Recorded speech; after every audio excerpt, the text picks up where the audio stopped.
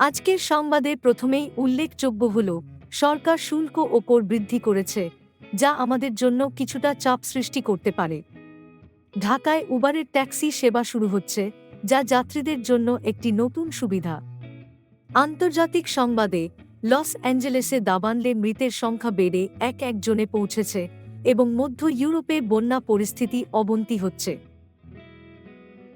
খেলাধুলায় বাংলাদেশ ভারত টেস্ট ম্যাচে বাংলাদেশ বিপর্যয়ে পড়েছে।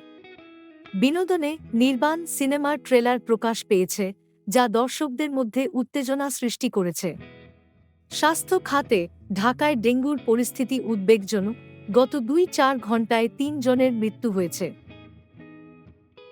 সাবেক রেলমন্ত্রী নুরুল ইসলাম গ্রেপ্তার হয়েছেন দুর্নীতির অভিযোগে। সবশেষে বুড়িগঙ্গার দূষণের জন্য ২-৫-১টি পয়ঃনিষ্কাশন লাইন দায়ী, যা বন্ধ করা গেলে দূষণ নিয়ন্ত্রণ সম্ভবে।